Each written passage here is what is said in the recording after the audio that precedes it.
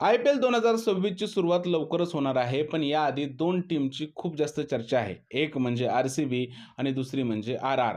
या दोन्ही टीम विकलेल्या आहेत. ह्या टीम एवढ्या जास्त पैशाला विकलेल्या आहे, की कालपासून सोशल मीडियावरती यांची चर्चा आहे. आता आर-सी-बी जे आहे ते गेल्या वर्षीपासून विकायला निघाली होती आणि ही टीम जी आहे ते फायनली विकण्यात आलेली आहे. आता या टीमचे नवीन मालक असणार आहेत Aditya Birla group, times of India यांनी ही टीम विकत घेतलेली आहे. USD म्हणजेच $1.78 बिलियन म्हणजे ऑलमोस्ट 16,000 करोडपेक्षा जास्त रुपयामध्ये आर-सी-बी विकलेली आहे.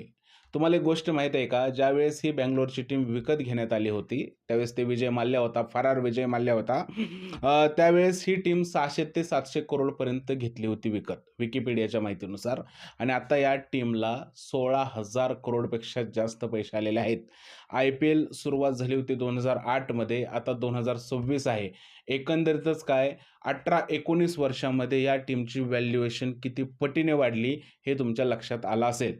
त्याचबरोबर दुसरी टीमसुद्धा विकलेली आहे, ती आहे राजस्थान रॉयल्स म्हणजेच आर-आर.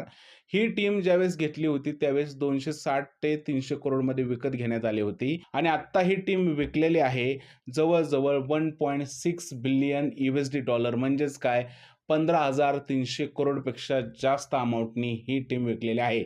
आता या टीमचे नवीन मालक असणार आहेत कार्ल सोमानी ग्रुप. हे एक US बेस्ड बिझनेसमॅन आहेत. यांनी ही टीम विकत घेतलेली आहे.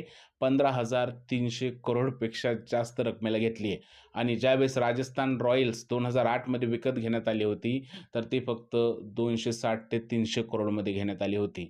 म्हणजेच काय 2026 पर्यंत या टीमची व्हॅल्युएशन किती मोठ्या प्रमाणावर वाढलेली आहे.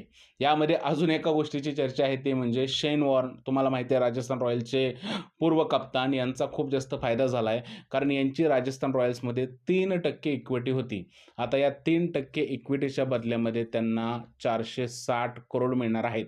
आता शेन वॉर्न जे आहेत ते या जगामध्ये हयात नाही आहेत, पण त्यांच्या फॅमिलीला 460 करोड रुपये या फ्रँचायझीमधून मिळणार आहेत. म्हणजे किती मोठ्या प्रमाणावरती IPL जे आहे ते ग्रो झालंय आणि टीमची व्हॅल्युएशन वाढलेली आहे.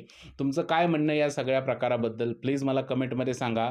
आता या वर्षीच्या IPLमध्ये तरी नवीन मालक नसणार आहेत. जुनी जी आहे टीम किंवा जुने जे ओनर्स आहेत तेच टीमला टॅकल करणार आहेत. नेक्स्ट इयरपासून हे नवीन मालक आर-सी-बी आणि राजस्थानचा ताबा घेणार आहेत. तुमचं काय म्हणणं आहे या सगळ्या प्रकाराबद्दल प्लीज कमेंटमध्ये सांगा. व्हिडिओ आवडला असेल तर त्याला लाईक करा, शेअर करा, चॅनलला सबस्क्राईब करायला विसरू नका. भेटूया पुढच्या व्हिडिओमध्ये. तोपर्यंत जय हिंद, जय महाराष्ट्र आणि भारत माता की जय.